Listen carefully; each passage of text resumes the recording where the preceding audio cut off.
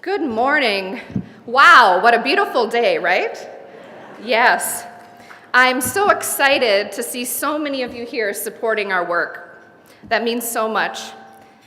For those of you who are just starting to get to know us, the HealthPartners Center for Memory and Aging was formally created just in January of last year with the combination of two entities: the Alzheimer's Research Center, with its rich history of discovery at regions for more than 30 years, and the Center for Dementia and Alzheimer's Care, which was launched in 2009 with support from the Regions Hospital wine auction, where the amazing sum of more than $600,000 was raised.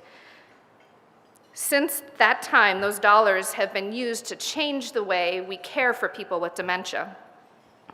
We now have a multidisciplinary memory clinic where our patients are able to get their workup all in one day, and our clinical care team and our research teams are integrated. Well, what does this mean? This means that our clinicians spend time doing research, and our researchers spend time in the clinics. So a scientist that might spend the majority of their time doing experiments on the benchtop, they're able to spend time in the clinic and look someone with dementia in the eye and their family and really understand the impact of this disease. This also means that a clinician that has an idea for a change can bring that idea back to the research team and study the effects of that change. The biggest difference on where we are today versus 1 year ago is that we have this true integration of our teams. This is so exciting because it's led to a dramatic increase in our research, clinical research opportunities. This is opportunities for our patients and the community. We're also able to provide direct support to our patients and families with the social worker in the clinic so they can have this visit where they receive their care. At the Center for Memory and Aging, we're focused on a lot of things, but really four main things. The first is early diagnosis. The second, support for our patients and families with a diagnosis of dementia. Third, access to cutting-edge treatments through our clinical trial program. And fourth, a program of development of effective treatments and methods to prevent Alzheimer's disease and other types of dementia. First, an example of our work on early detection is the 6th Vital Sign Project. In a partnership with HealthPartners Primary Care, we're piloting the use of a standardized tool for cognitive screening called the MiniCog in healthy aging adults. The screen is given at the same time the other vital signs like blood pressure are measured by the rooming nurse, and it takes only about 3 minutes. I can share with you today that we have screened, 1,124 patients. There's an average age of the people who were screened was 77, and what we found was really shocking, surprising to us. 32% of people failed the screen. When we looked at how people that failed the screen, we looked back 18 months at their health history, how they used healthcare. We found that the people who failed this cognitive screen, on average, had 42% more emergency room visits and 23% more hospitalizations as compared to those people who passed. We're now waiting for time to pass so we can look at the 18 months after screening to see how many of those people were diagnosed with dementia and whether those patterns of healthcare use were changed.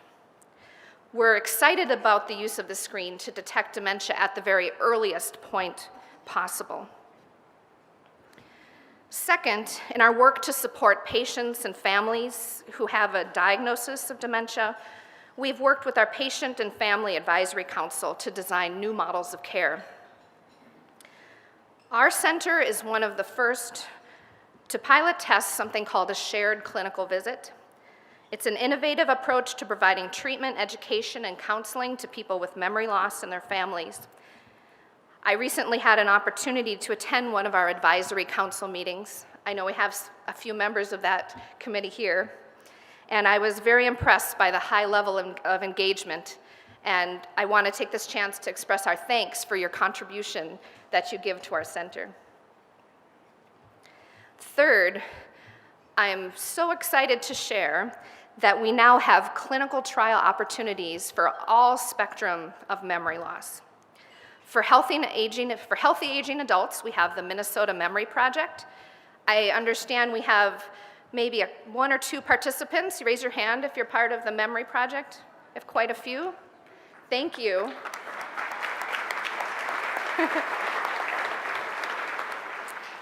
And as of this summer, we will have trial opportunities for mild cognitive impairment, mild to moderate Alzheimer's disease, and moderate to severe Alzheimer's disease. The whole spectrum. Isn't that amazing? Right here in the Twin Cities. So the fourth thing, as most of you know, maybe some of you don't, so let me talk a little bit about it. One of the most promising treatments for Alzheimer's disease, intranasal insulin, was developed right here at the Center for Memory and Aging. So what is the significance of this, and why are we putting things in the nose? Now, yeah, funny question. So, when you take a medication, normally you take a pill or maybe a shot or an injection, but there's something called the blood-brain barrier. I view it kind of like bubble wrap around my brain, and its job is to keep the bad things out of the brain. But what it also does is it keeps the good drugs from getting into the brain as well. And at our center, we discovered that you can use nasal delivery, so putting drugs into the nose. They travel directly to the brain along the nerves responsible for the sense of smell. Now, this enables us to use different types of drugs, things like growth factors that help keep neurons alive. They can be delivered along this pathway. This changes the way we treat Alzheimer's disease, but also all other brain disease as well. In the beginning, we struggled with this intranasal approach. People didn't believe it was real, and honestly, the only way this work survived was with our partnership with Regents Hospital Foundation and our ability to raise charitable dollars to keep this work going. Today, I'm excited to share that we have identified a device to use in our own clinical trials on intranasal insulin. We have a contract in place to move both of these trials forward, and this is one of the major hurdles we faced in moving this work forward. As it happens, the device is from a company who was founded by one of our former employees that we trained in the field of intranasal delivery. In September, we plan to start recruitment for our trial in patients with mild cognitive impairment and mild Alzheimer's disease, although we still have a gap for funding in this trial.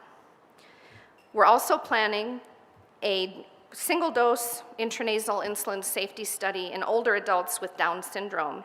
We're the only ones studying this treatment in this group of individuals where amyloid and plaques accumulate in the brain similarly to Alzheimer's disease. Over the last year, we have also studied several non-drug approaches to treatment. For example, the use of essential oils like lavender to manage sleep in people living in memory care facilities as an alternative to medication. Also, looking at mindfulness meditation to reduce stress in people with dementia and their care partners. Now, one thing that you might not realize about the work that we do is that these discoveries and advances we've made here at the Center for Memory and Aging have impact not only for the treatment of Alzheimer's disease, but also direct benefit for other diseases of the brain, including Parkinson's disease, stroke, traumatic brain injury, post-traumatic stress disorder, and even potentially schizophrenia. This has not only happened with our intranasal insulin treatment, but with other drugs such as iron-binding agents that are being tested by both us and by others. We know that iron accumulates in the brains of people with neurodegenerative disease like Alzheimer's and Parkinson's, and in our work, we have shown when we put iron-binding agents into the nose in animal studies, it is effective at treating memory loss in mice models of plaques, in Parkinson's models in rats, and stroke. We even gave intranasal iron-binding agents to normal animals, and we found it enhanced their memory. We are very close and excited to bring this new treatment into human studies. As was so well illustrated in the video, the impact of Alzheimer's is growing at such an alarming rate. The numbers we all hear, 15 million affected by 2050, $1.2 trillion in healthcare spending. We don't currently have a way to prevent, to cure, or even slow down the disease. Diagnosis today is typically delayed by 5 or 6 years. This is after the time where people already have impairment in their activities of daily function. Without the support of charitable dollars, we wouldn't have had a 6 vital sign project. We wouldn't have been able to develop our innovative models of care. There would not be access to these cutting-edge drug trials in the metro area, and the intranasal insulin treatment would never have come to fruition. We rely on charitable donations for 75% of our research budget. We need your continuing commitment to support our innovative programs, the cutting-edge research, and more importantly, the next discovery. There's so much more we could do if only we had the funding. The main thing that keeps me here at the Center for Memory and Aging, working to improve the diagnosis and treatment of memory loss, is that I'm not satisfied with the way things are. We just don't have good enough treatments for Alzheimer's disease. We don't have any approved treatments for other dementias, such as Lewy body dementia, vascular dementia, frontal temporal dementia. But at the Center for Memory and Aging, we have a way to change this.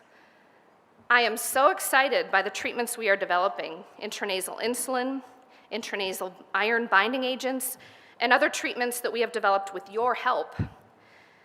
The fact that not only our own research are using our discoveries, but that others are, like the researchers in Seattle, Washington, that have shown in 4 clinical trials that intranasal insulin actually improves memory in people with Alzheimer's disease.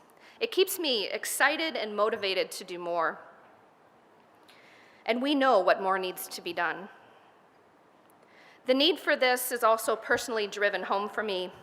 My grandmother and my husband's grandfather both suffered from dementia. This motivates me to push forward the treatments we have developed so that my parents, myself, my children will have better treatment options. I know this same personal drive is shared by many of my team members at the center who also have family members with dementia.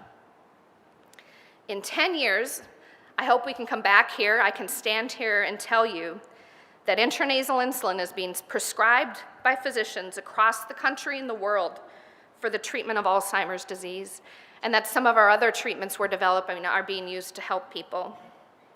I want to be able to tell you that people are routinely being screened for memory loss, that we're able to diagnose dementia before there are impairments in function or daily activities, and we can offer effective treatments sooner. You can each help us reach our goals by continuing to support the Center for Memory and Aging. You have brought us one step closer with your generous donations. We couldn't have got where we are without you, and we need your help to make this vision a reality.